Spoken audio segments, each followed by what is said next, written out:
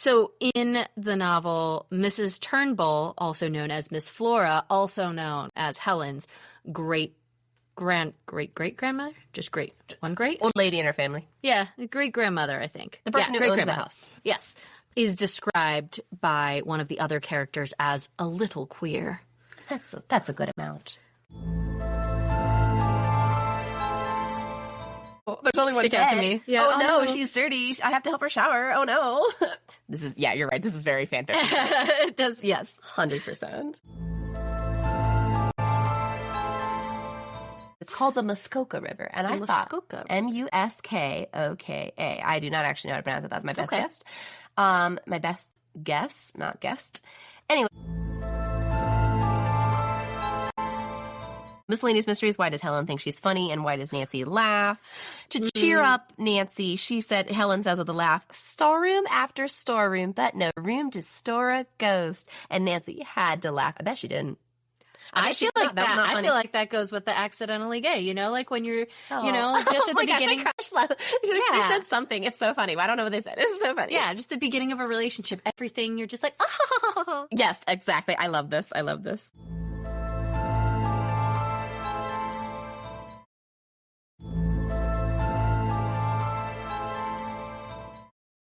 So we will each choose a ship to support. There's one chapter though where like the ending line is just that her eyes. Okay. You can't hear me. Oh no. Hello. Can you hear me now? Hello. Can you hear me? I can hear you now. Can you? Okay. Cool.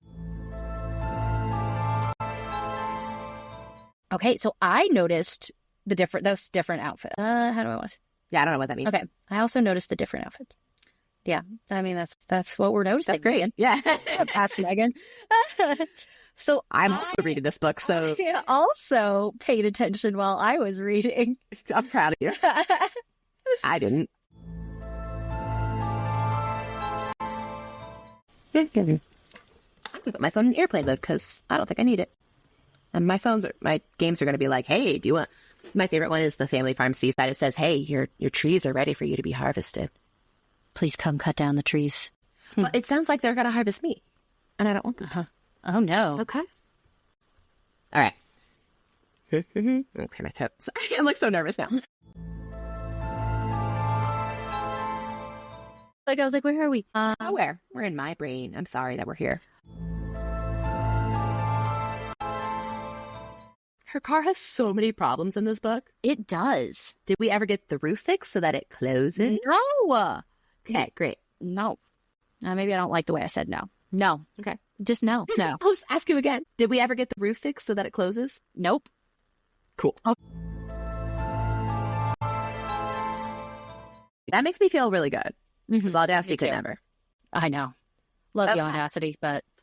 Apparently we moved on, and that's great. I'm glad to learn new things. Okay. Hell yeah, we're done. Yay! We done did it. Stopping the recording.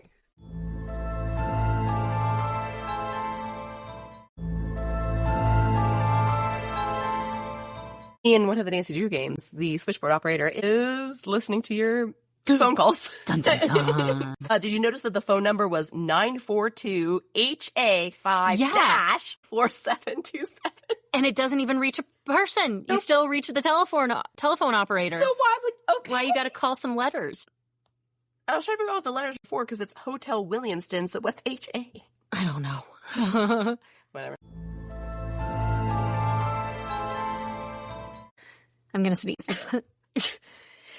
Sorry, there was a lot of different noises. But neither of them sounded like sneezes. I just really liked Laura pulls them out of the ocean, not the ocean. Where are they? Are they on a lake? Oh, yeah.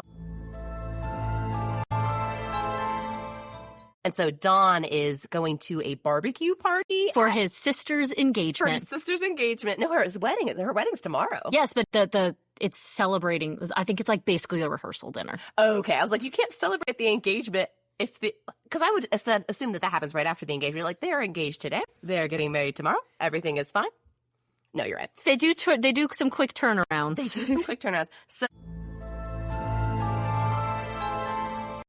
the captured guardian is described as white as starch at some point, and I guess I just think of cornstarch because, I don't know, or like white as milk or pale as whatever. I don't think I've heard that phrase. It's not really that important. It just stuck out of like, okay, you're right. Starch is white, but not the starch that I usually use. Or we talk about starch that we use like on a shirt or clothing. I guess. That's also white, isn't it? I don't know. That makes sense. I feel like, well, I haven't starched anything ever. I haven't either. But I feel like you can also use cornstarch for that, which would be yellow, but I don't. Yeah. Wait, your cornstarch is yellow? Cornstarch. Yeah, my cornstarch is white powder. It's in a yellow container. And I scoop it and I put it in cold water. Little yellow powder. Hold on. You're thinking of cornmeal, I think. Am I thinking of cornmeal? Cornstarch is used to thicken or thin recipes. And so I put cornstarch with water in like gravy and meat drippings to make gravy. No, I just, no, you're right. It is white. Okay, ignore that whole segment. I don't know anything. It's in a yellow container, so it's yellow. Of course. That's how it works. I am thinking of cornmeal. Maybe I'm not going to sneeze. Oh, gosh. In this segment, I don't remember. I don't remember how to phrase it. I can do it. Yes, go. So you mentioned the bad curve ahead sign. Mm-hmm. And Nancy describes it as the huge black and white checkerboard sign that indicates that. Is that still a thing? I don't think so. Black and white checkerboard sign. I don't remember that on my driving test sign portion. Me neither. Where'd you take your driver's test? What state? Or what Virginia. country? Okay. Virginia. I did take the Italian one as well. Incredible. Great. There are different signs there. That makes sense. Is Italy on the left side of the road? No. Okay. No, only England and Japan. I mean, and Australia. But in terms of yeah. Wait, what? Japan's on the other side as well. Why Japan? I don't know. I'm just thinking of the countries I've lived in. But yeah, England, the UK is left side. I knew that. Australia makes sense because colonial. Yeah. I don't know if Ireland was in Ireland. I feel like Ireland might be on the right side as well. I'll have to look that up. The thing I remember most about Esperanza Rising is she is working as like a nanny, though she does not want to, and she gives the baby a bunch of plums because it likes eating it, and then the baby has like an explosive diaper experience for like 24 hours, and the person who hired her is like, why would you do this? She's like, why would I know that that's a thing? I am a child too. I am also a child. I just want to write it down so that when I say it into the mic, it sounds like you had him off the top of your head. But I probably do. I just want to make sure. Yeah, so far there has been no hesitation in this pen. That's luncheon goes there. Very good. I mean,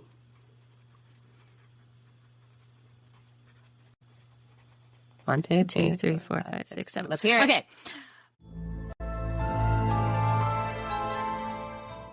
Okay, so when I was watching all the Mary-Kate and Ashley things, I didn't realize that maybe singing is not their strong suit, and maybe they're just famous twins. And so I would listen to the Ice Cream Crazy song over and over. Yes! Cream crazy. I love that you know the dance. No ifs or buts or maybes. And my mom was like, you have to stop. You cannot be doing this to me. This does not work. That is incredible. I love that we have the same childhood despite all of the many differences.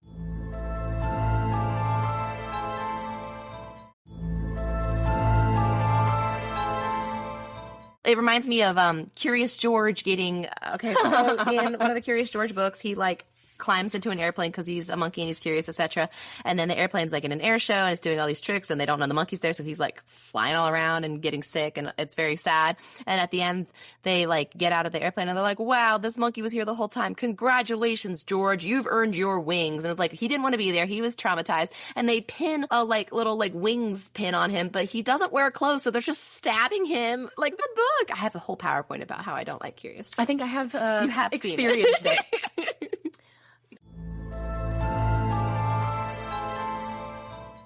It's got some missing pages. It's all good. Oh, yeah. I got 2 copies Yeah, you've got your digital version, and then you have the one that I found in my mom's craft closet, which I did not realize she had ripped a lot of pages out to do crafts with. Megan texted me like last night. She was like, "So I think I'm missing a couple pages, but it's."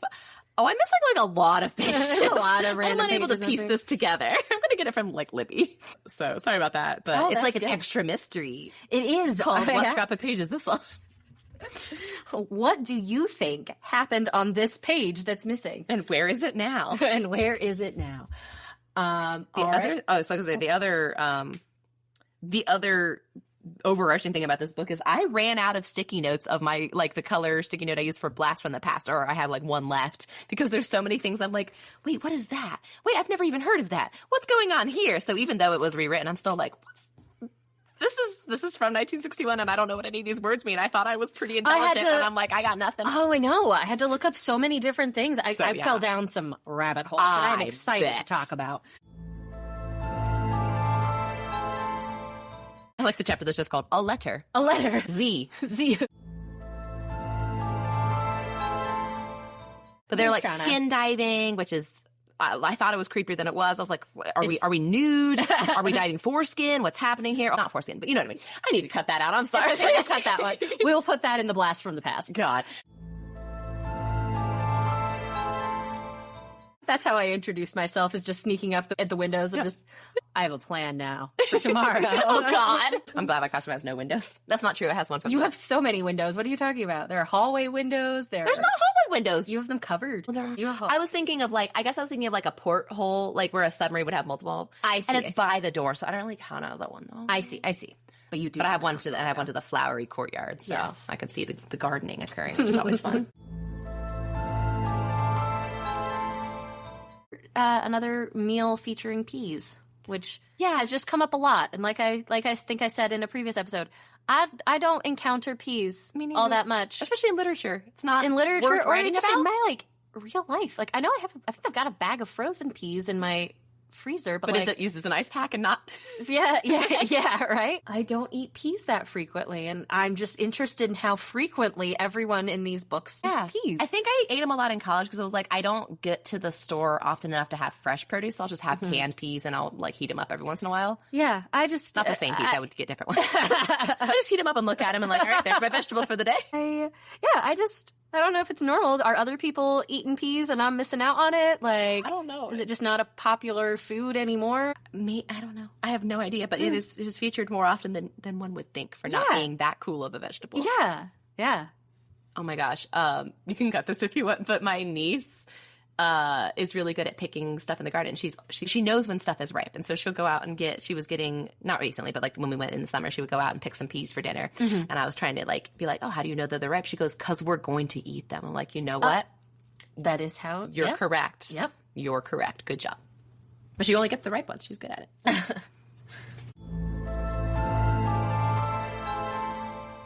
There's Kate Beaton has some comics that she draws based on like classic Nancy Drew covers, and this is the only one I remember offhand.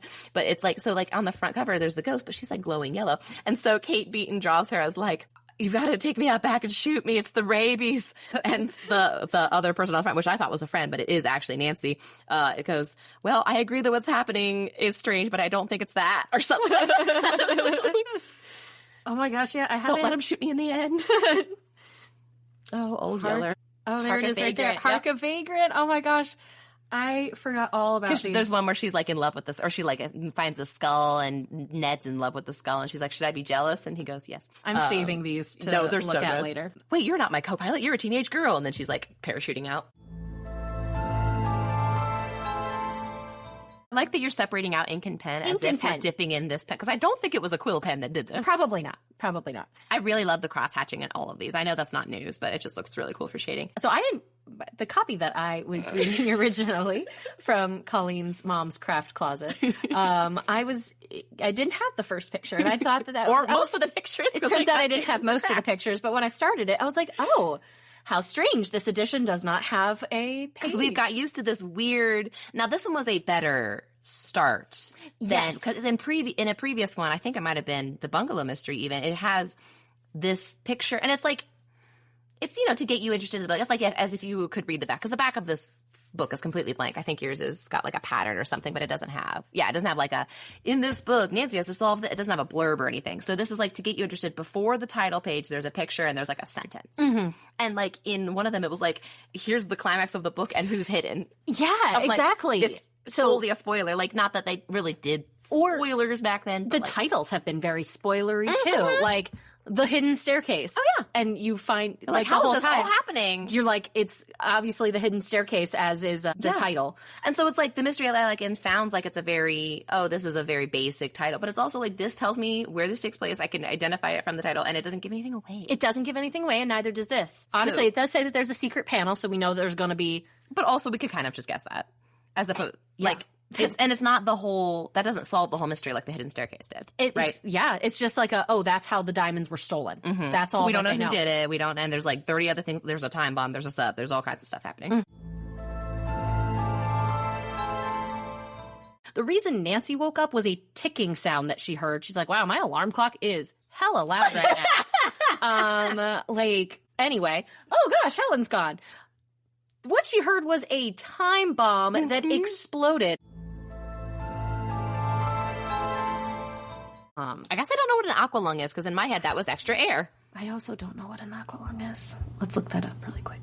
And it's like aqualung song. No song? There's an aqualung song? Running out of air, do do do do do do. Running out of air. Aqualung, 1950s. Okay. Oh, what? This looks like it goes. So it's just like a rebreather. Mouth. Yeah, okay. And but it's not going to give you like a lot of oxygen, but you can maybe stay underwater for maybe a couple minutes, a couple extra minutes. Yeah, interesting. So for those of you who are listening to this podcast in an auditory format, it's just what everyone. This is a device that looks like you put in your mouth. And then it has tubes that go out on either side that look like they probably circle around you. And then there's like a circular thing that I think goes on the back. And so it just kind of circulates the air. But it's not an infinite source. No. I mean, nothing would be, but... Yeah, but it kind of looks like a giant circle that you probably put around, and part of it you put in your mouth. Interesting. Okay. So... Yeah, in my head it was just a smaller version of a scuba tank. Here's... Like, if she was gonna go scuba diving, you have to have, like, the whole tank and everything like this. Let's look at skin diving 1950. Yeah, you can even see, like, that little apparatus. It looks almost like a mustache. Like a chest mustache. My college friends and I had, for when we had the conversation we wanted to get out of, because of when I went to college, the finger mustache was a big thing. Oh, my God. My freshman year of college, we were all very into the finger mustache. Oh, my God. And so we had gotten each other temporary tattoo things. So what we had done is put them on posters in, because college dorms are covered in posters. Yeah. So, like, someone had a Legolas poster, and so but it was perfect. And so we cut out from the box of like the advertisement. So if he looked like he was doing this with an awkward, or like a finger mustache on Legolas as he's arching. We thought it was like the funniest thing. But so what we had started doing is like when we were in a awkward conversation we wanted to get out of, we would be like, like put your finger under your nose as if you have a finger mustache. To be because like we use that as like awkward, like, and so that was like our awkward symbol. So like if there was like this guy who wouldn't leave me alone in college in our freshman dorm, and so there were constant times where we'd be like hanging out with a group and he was getting very like trying to pull you one-on-one into a conversation. And I am not, and I'd be just be like, that's good. That's a subtle high sign. Yeah, it was a good high sign actually, but I would be so worried that I would do it in like accidentally, because I'm always touching my face. It was also like the making the eye contact while you do it was the thing.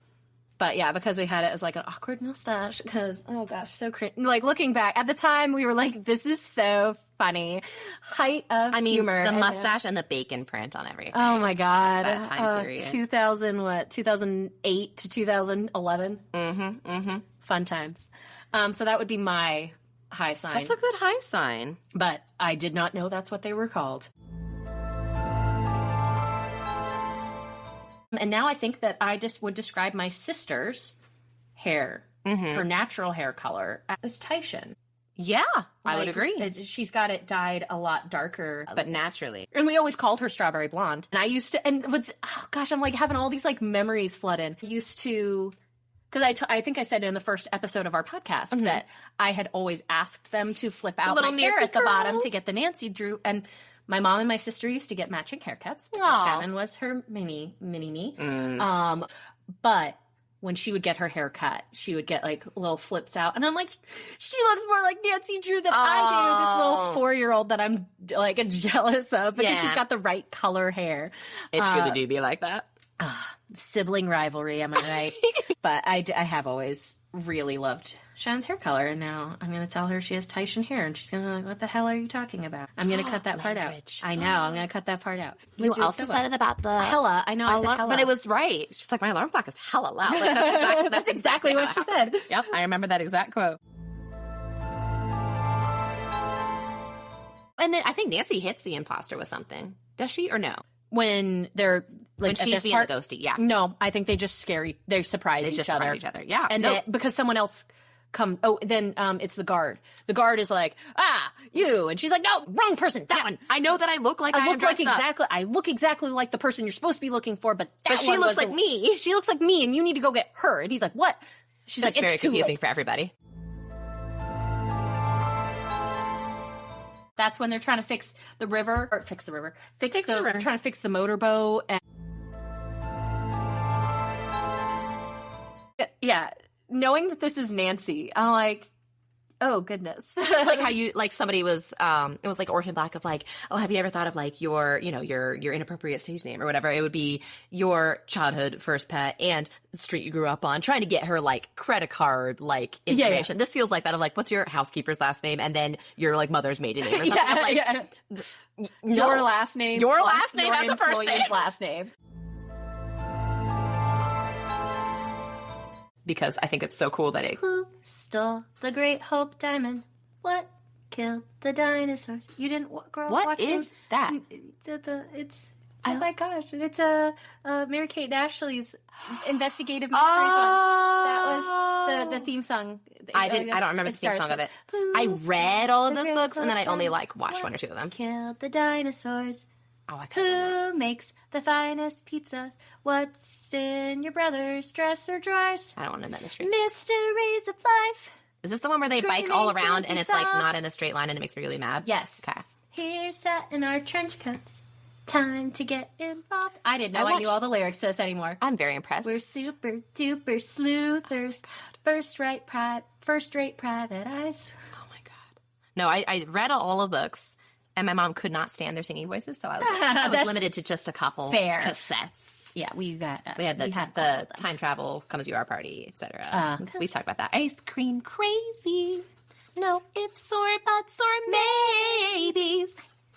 I know the dance. I see you doing the dance. You are, and it's nice. It's nice. Excellent. I'll bring WD-40 with me next time. So you can dance with freedom. Yes.